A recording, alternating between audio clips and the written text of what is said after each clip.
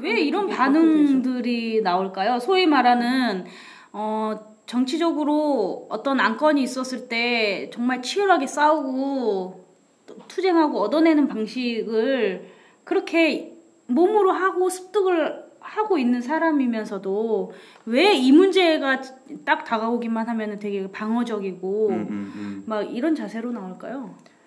도덕성 때문이 아닐까? 나는 좀 그런 진보적인 운동을 하는 사람들에 대해서 약간 도덕성 중독자들이라고 생각하는데 그러니까 거기에 타격이 오면 안 되는 거를 되게 철저히 지켜야 되는 거죠. 그러니까 본인은 도덕적으로 되게 순결한 사람이어야만 하는데 거기에 치명상을 입히는 결과를 낳게 되는 거니까 그걸 인정하는 순간 도덕적 프레임 하나가 있네요. 그것도 있고 제가 그 가까운 사례를 통해서 본 거는 그러니까 이 충북 지역에서도 올해 초에 미투 사건이 많이 있었는데 시민단체에서도 한 시민단체 대표가 그 송년회 자리에서 어린 젊은 여성 활동가들의 그 뭐 몸을 만지고 그리고 귓속말을 하고 이런 문제들이 있었어요. 그게 나중에 SNS 통해서 폭로가 됐는데 그 이후에 그 이제 주변 연대체가 있는데 그 충북 지역에도 그 연대체에서 뭐 표명한 입장이나 이런 것들을 보면은 구체적으로 그 가해자에 대해서 이렇게 뭐 조치를 하겠다라는 식의 그 표명을 하기보다는 아까 말씀하셨던 것처럼 이번 기회에 이걸 되게 자중하고 반성의 기회로 삼겠다라고 정도만 두리뭉술하게 어떻게 보면은 입장을 표명을 했고 여전히 그 활동가는 계속 그 대표는 활동을 계속 이어가고 있거든요. 그래서 그걸 보면서 그 근데 중요한 거는 그 사람은 연대체 소속되기도 하고 한 단체 대표잖아요. 근데 그 성명서를 낸 거는 그 연대 회의에서 낸 거예요. 그러니까 되게 웃긴 거예요. 이 개인이 잘못했는데 그 책임을 연대 회의에서 다루는 거예요. 반성하고. 근데 여기에서 저는 약간 그 핵심이 있다고 봐요. 그게 뭐냐면은 이 개인하고 이 조직하고 동일시한다는 느낌도 되게 들었고요. 그래서 이 아까 얘기했던 막 그런 건 끈끈한 정으로서 우리 동지애를 키우고 이랬던 버릇들이 되게 악영향을 미치는 것 같기도 해요. 왜냐면 이 사람이랑 나랑은 분리가 안 되는 거예요, 이제. 그래서 이 사람이 도덕적으로 잘못한 짓을 했어. 그러면은 나는 이 사람에 대해서 자정작용을 하면서 그건 잘못한 거야 라고 얘기를 하는 게 맞는데 그렇게 못하는 거예요. 왜냐면 이 사람은 또 다른 나니까. 약간 그런 역학도 작용하는 것 같고 그래서 쉬쉬하는 문화가 되게 강력하게 자리 잡은 것 같기도 하고 그런 걸 좀 생각해보니까 정리가 되네요. 네네네. 그러니까 그 얘기하신 것처럼 어떤 도덕적 우월감이 중요한 이 정치적 진보 운동에서 도덕적 우월감을 굉장히 중요시 여기는 것도 있고 그 방금 얘기하신 것처럼 어떤 그 더 이상 너와 내가 아니라 나는 나가 돼버린 그런 끈끈한 관계에 있어서 조직이 무너지면 이 운동이 무너지는 거야라는 위기감을 여기에 투영시키는 것도 있네요. 그러니까 냉정하고 객관적으로 그 피드백을 못 주는 거예요. 네, 그러다 보니까 썩어가는 거지 스스로 조직 내부적으로. 맞아요. 네, 그러다 보니까 어쩔 수 없이 최후의 수단인 폭로의 방식으로 그러니까 제3자나 언론이나 일반 시민 대중에 의해서 지탄을 받는 방식으로 이 조직이 공격을 받고 그걸로 자정작용을 다시 어쩔 수 없이 일으키게 되는 그런. 그러니까 저는 되게 이게 너무 안타까운 거예요. 소위 말하는 이제 좀 좋은 가치를 가지고 지역에서 이렇게 활동하겠다라고 선언하고 헌신한 거 아니에요. 어쨌든 그런데 문제는 이런 일이 벌어졌을 때 그런 일을 겪고 나면 특히나 젊은 세대나 이런 사람들은 어차피 여기는 수준이 이거네 라고 생각하고 그 떠나면서 사실은 그 사람이 하고자 하는 운동적 관점이나 그 관점조차도 반대를 하면서 떠나는 경우가 더 많은 거죠. 그러니까 결론적으로는 그 운동의 영역을 더 축소시키는 게 되는 거예요. 그거를 제대로 다루지 않음으로 인해서. 그래서 저는 이게 특히나 젊은 친구들 중에 이제 조직 운동에 대해서 되게 이렇게 몸소리 쳐지는 경우가 있잖아요. 근데 이게 조직 운동이고 뭐 같이 하자 이게 싫은 게 아니라 이게 합리적이 되지 않고 조직을 개인으로 동일시 여기거나 뭐 이렇게 그 몇 명이 방식으로 이렇게 되니까 그리고 이게 합리적으로 다뤄지지 않으니까 결국 피해자는 피해자로 계속 남으니까 그거를 폭로하는 방식이거나 반대하지 않으면은 뭐 없는 사람 취급하면서 운동해오는 방식이 계속 있었던 거 조직 운동 자체가. 그러니까 저는 이것도 조직 운동하는 방식이 좀 많이 바뀌어야 되지 않은가라는 생각이 좀 많이 들기도 해요. 한계에 왔다고 생각해요. 그러니까 더 이상 조직이 계속 조직의 보위만을 계속 주장하고 개별을 인정하지 않으면 이제는 더 이상은 갈 곳이 없다. 나는 이미 끝났다라고 생각하거든요. 그리고 또 하나는 이게 그런 것도 있는 것 같아. 자기가 권력을 가진 존재라는 자각이 없는 것도 있는 것 같아.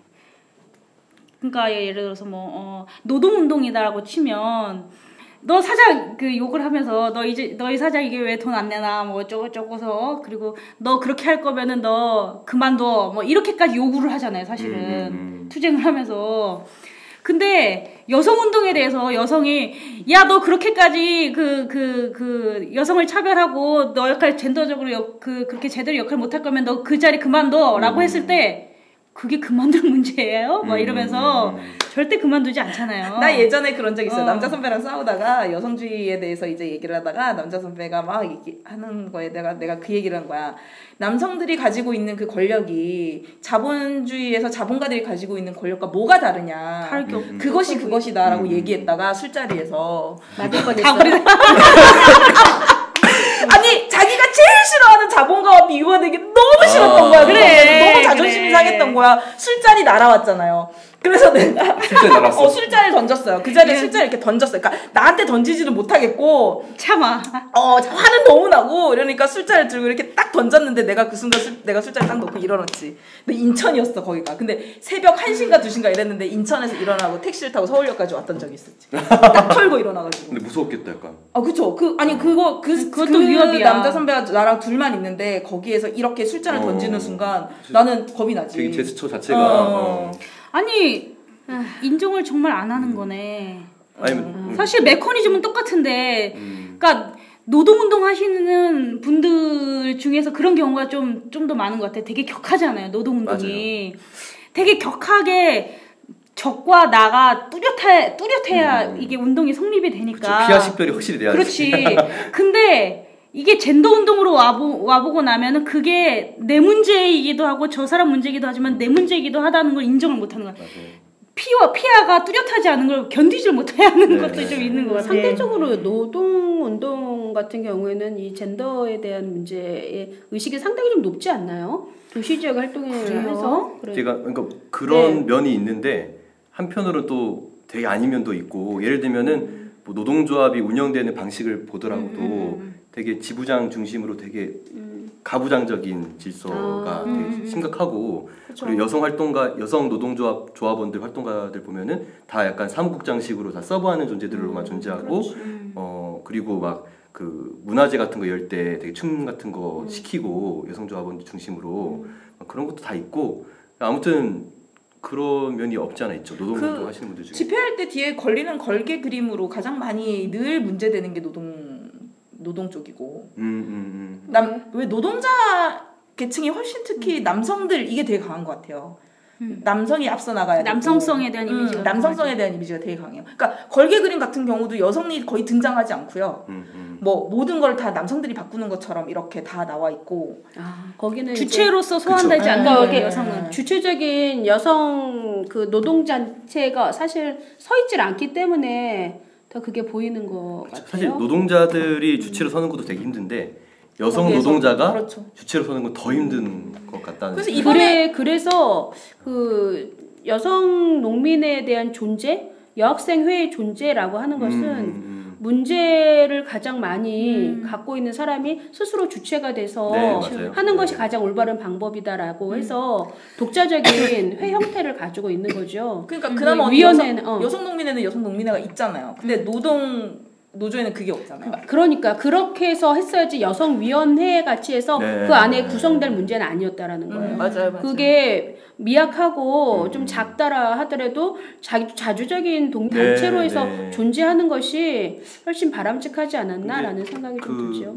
이건 어디나 가도 계속 맞아요. 그게 되게 좀 뜨거운 감자 같은 문제였어요. 노동조합들 중에서 그래서 그런 차원에서 서울시 같은 경우는 서울 여성 노동조합이 있어요. 예, 그러니까 특별히 여성만 따로 빼서 그 그룹을 또 짓고 그렇게 활동하는 단체도 있기는 있더라고요. 그러니까 여성 문제가 해소가 되지 않은 상황에서 노동자 문제에서 여성 노동자의 문제가 해소되지 않은 상황에서 내지는 여성 농민의 문제가 해소되지 않은 상황에서 뭐 이쯤 하면 됐어 그냥 할 만큼 했으니까 지금 농민의 잔치 우리 농민 전체 우리가 해야 될 일들이 이렇게 산같이 쌓여 있는데 굳이 힘을 분산시킬 필요가 있을까? 네네. 한 곳으로 해서 여성 위원장 내지는 여성 부장쯤으로 해서 네네. 존재를 갖고 가고 우리 같이 힘을 합해서 지금 이 문제를 해결하자. 뭐 대정부에 대한 문제나 아니면 되게 우리한테 되게 거대하게 밀려오는 네네. 커다란 것들을 해결하자라고 설득을 해서 취업되는 경우들도 있었죠. 저는 그것도 가능하다고는 보는데 그럼 그 결정을 누가 하느냐는 거예요.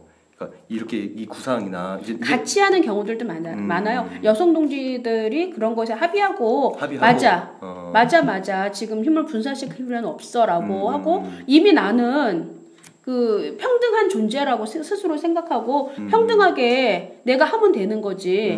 굳이 이거를 문제를 만들어서 회를 만들어서 마치 약자인 양 있을 필요는 없어. 이미 나는 평등해라고 주장하시는 분들도 사실은 있어요.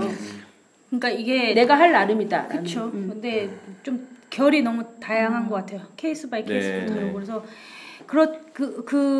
정말 여성이 회로 따로 존재해야 되는 거냐 아니면 그 중간 이제 뭐 부나 위원회처럼 존재해야 되는 이거는 전략적인 문제일 수도 있고요. 그게 꼭 어떤 뭐 당위적 필요는 아닌 것 같아요.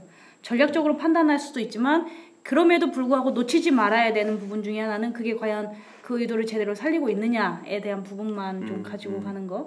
그게 좀 근데 그게 좀 드러나지 않았나요? 지난 20년의 그 활동에서 전현홍이 갖고 있는 그 역할과 지휘와 역할이 너무 명확하잖아요.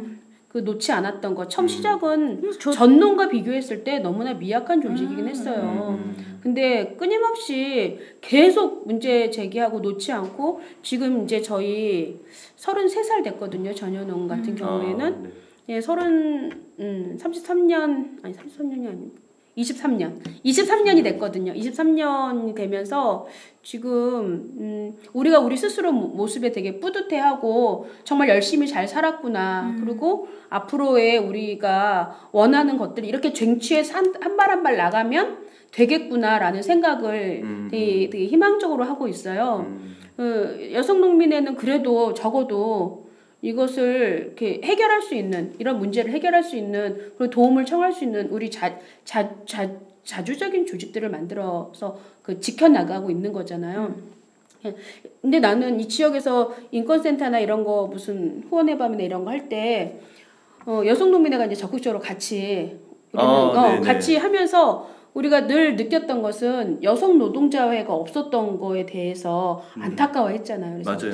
인권센터가 이런 것들을 좀 고민을 좀 했으면 좋겠다. 근데 여성 노동자회 만들어 놓고 또 이런 행사할 때 그 역할만 주는 거 아니야? 행사할 때 이제 제가 잘해야 될 것 같은데. 그러면 안 되죠. 그러니까 이게 자각할 수 있는 기회를 줘야 될 것 같아요. 여성 노동자